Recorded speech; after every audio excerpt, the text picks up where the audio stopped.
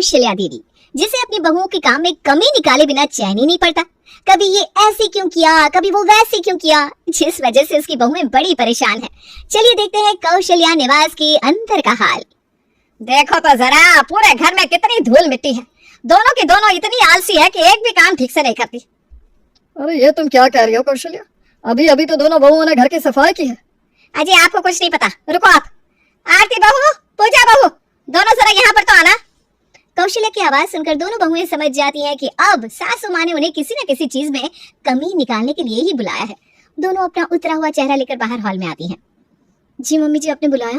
जी mummy जी की बच्ची, मैंने तुमसे कहा था ना घर को अच्छी तरह साफ करना, लेकिन देखो कितनी धूल है। इस तरह से घर को साफ करते हैं क्या? लेकिन मम्मी जी, अभी आपके सामने ही तो हमने घर साफ किया था। देखा था मैंने कैसे की थी तुम दोनों ने सफाई। बस वो वैक्यूम क्लीनर ले लेती हो और महीने में एक बार सफाई कर देती हो। बाकी सब तो काम वाली पर छोड़ रखा है।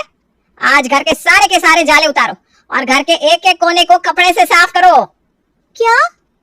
दोनों बहुएं एक दूसरे की तरफ देखती है और बेचारियों को पूरा घर साफ करने के बाद फिर से काम में लगना पड़ता है। हफ्ते में एक दिन ऑफिस से छुट्टी मिलती है, उसमें भी मम्मी जी को चैन नहीं मिलता। कभी कभी ऐसा लगता है मम्मी जी जिंदगी में हमारी गलतियां निकालने के लिए ही पैदा हुई हैं। गलती नहीं भी होती तो भी पता नहीं उनको कहां से गलती दिख जाती है। तभी कुछ दिन बाद, मम्मी जी, पापा जी, खाना लग गया है, सब लोग आ जाइए। दीदी, सब कुछ ठीक तरह से तो लगा है ना? कहीं मम्मी जी आते ही फिर से कमियां निकालनी शुरू ना कर दी। मैं आज ना मम्मी जी की डांट नहीं सुनना चाहती। हमें तो हमेशा सब कुछ ठीक ही लगता है पूजा, लेकिन पता नहीं मम्मी जी को सब कुछ सही होने के बाद भी उसके अंदर कमी कहां से नजर आ जाती है। सब लोग खाना खाने के लिए आते हैं, लेकिन जिस चीज का पूजा और आरती को डर था वही होता है। अरे ये कैसे टेबल सेट किया है तुमने? सारी प्लेट्स एक अलाइनमेंट में क्यों नहीं रखी? और ये देखो, ये वाली चम्मच प्लेट से 2 इंच दूर है और वो वाली चम्मच 3 इंच दूर है। अरे ये आप क्या कह रही हो कौशल्या जी? और आपको कैसे पता चला ये वाली चम्मच 2 इंच दूर है, वो वाली 3 इंच दूर है? मुझे पता नहीं था कि आपकी आंखों में इंच की टेप लगी हुई है।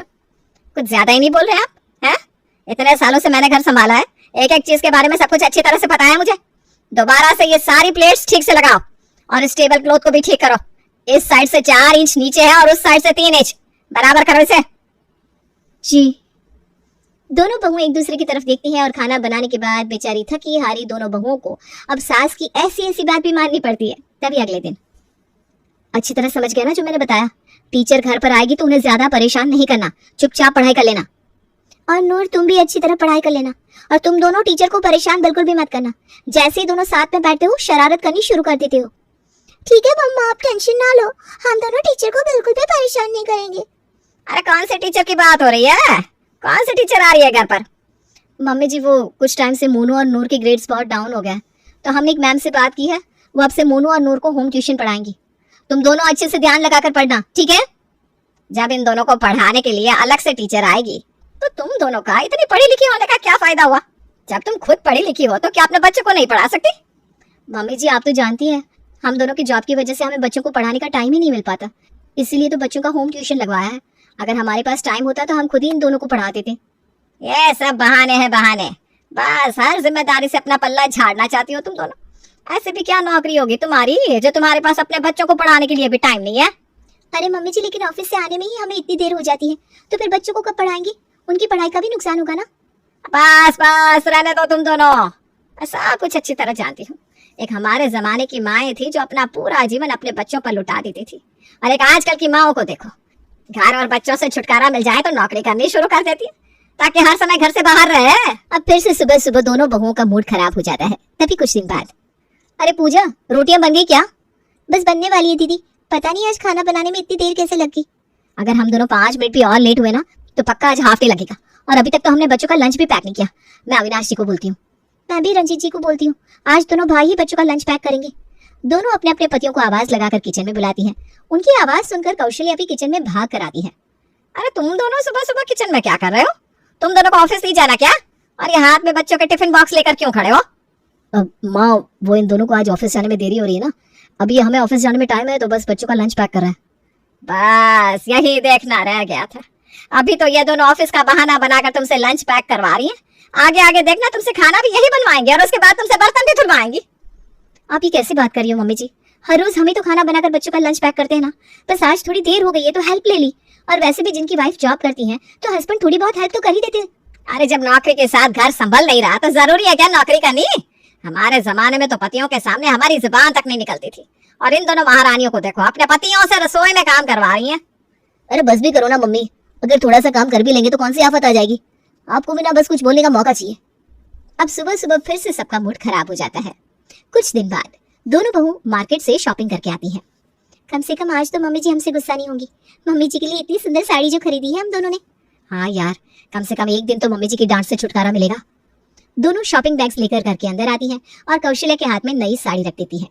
ये साड़ी मेरे लिए इसीलिए लेकर आई हो ना, ताकि मुझे मस्का लगा सको, लेकिन मैं तुम्हारी चाल में नहीं आने वाली। क्या जरूरत थी मेरे बेटों के पैसे खराब करने की? पता भी है वो दोनों कितनी मेहनत से पैसे कमाते हैं। अरे मम्मी जी, आप हम दोनों को गलत समझ रही हैं। हम दोनों ये साड़ी अपने पैसों से खरीद कर लाए हैं। वाह वाह वाह वाह, दो पैसे क्या कमाने लग गई, पैसों में तेरा मेरा करने लग गई। इधर हमने कभी पैसों का घमंड नहीं दिखाया और तुम हमें पैसों का घमंड दिखा रही हो। अरे तुम्हें खुद भी समझ में आ रहा है कि तुम क्या बोल रही हो भाग्यवान। बेचारी बहुएं तुम्हारे लिए साड़ी लेकर आई है और तुम हो कि उन्हें पता नहीं क्या क्या बोल रही हो। बहुत किस्मत वाली हो जो तुम्हें ऐसी बहुएं मिली है। अरे आप तो रहने ही दो, आप तो इनके साथ रह रहकर इनके जैसे ही हो गए हो। कौशल्या साड़ी भी उठा लेती है और मुंह बनाकर अपने कमरे में भी चली जाती है। कुछ दिन बाद, ये कैसे पोछा लगाया है तूने?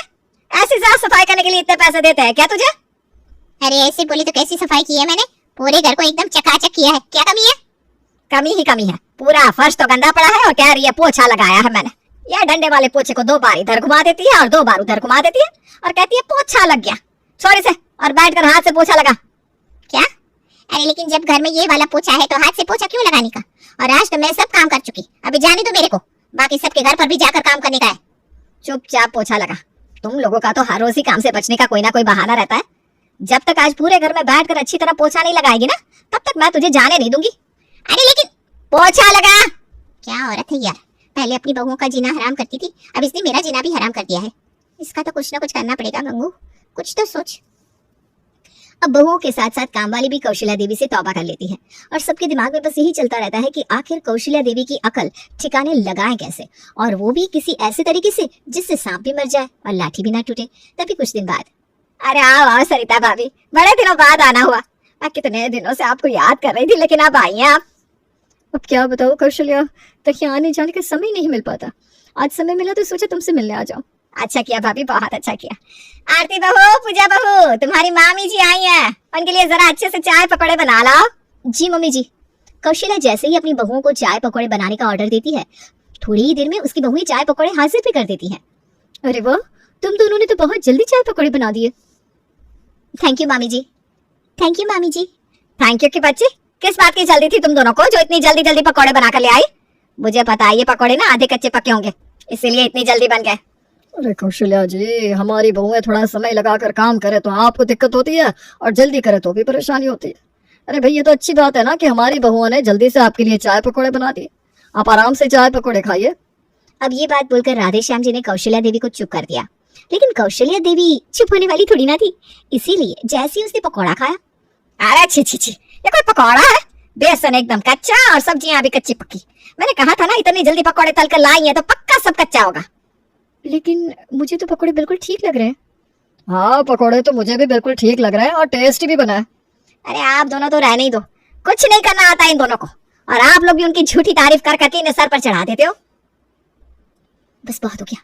पहले तो मम्मी जी घर घर में ही हमें कुछ कुछ बोलती थी, लेकिन कम से कम मामी जी के सामने तो चुप रह सकती थी। अब मैं बेफिजुल में किसी की कोई बात नहीं सुनूंगी। तुम दोनों में से किसने बनाए थे ये पकौड़े इतने बेकार? पता नहीं माँ कैसे कुछ सीख कर भी आई हो या नहीं। बोलो, किसने बनाए थे? माफ करना मम्मी जी, पकौड़े तो मैंने ही बनाए थे।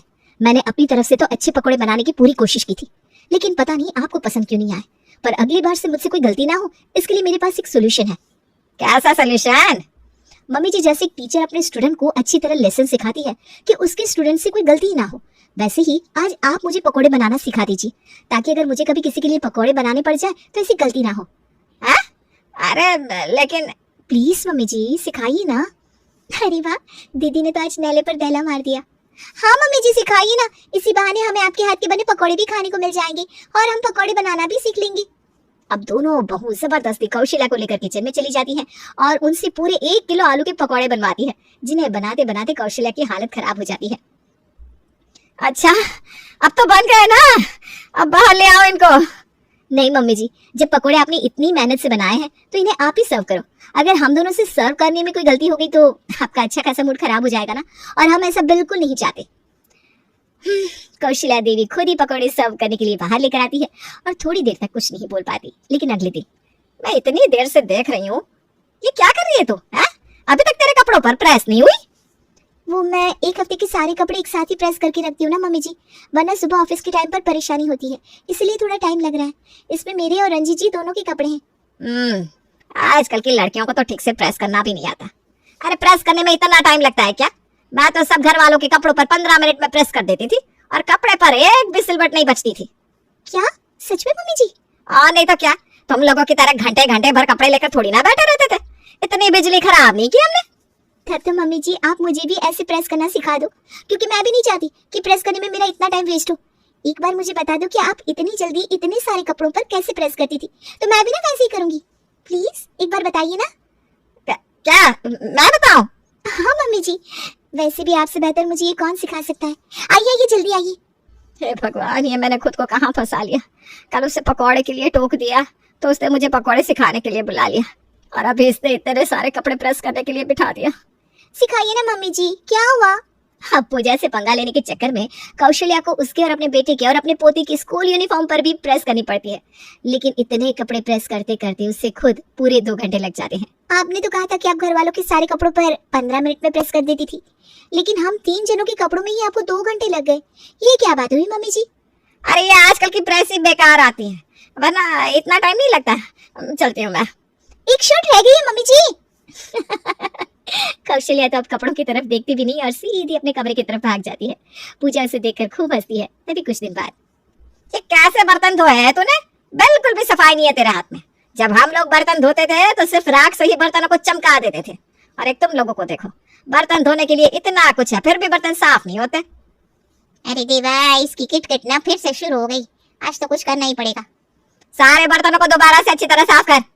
मैं क्या बोलती मेम साहब, एक बार ना आप मेरे को बताओ ना कैसे बर्तन मांजते थे, क्योंकि मैं तो जितनी भी कोशिश कर लूं इससे साफ बर्तन धो ही नहीं पाती। अब मेरे को एक बार समझाएगी ना, फिर मैं वैसे ही बर्तन धोएगी। अरे लेकिन घर का काम करने के लिए पैसे तू लेती है तो कर तू। अच्छा चलो, आज आप मेरे को सिखाओ। मैं आज के पैसे नहीं लेगी, बस आप मेरी एक दिन की पगार काट लेना, लेकिन बर्तन धोने तो सीखूंगी, तो आज मैं आपसे ही सीखूंगी। हाँ चलिए सिखाइए। अरे देख क्या रह लिए, सिखाइए ना। चलिए शुरुआत कीजिए।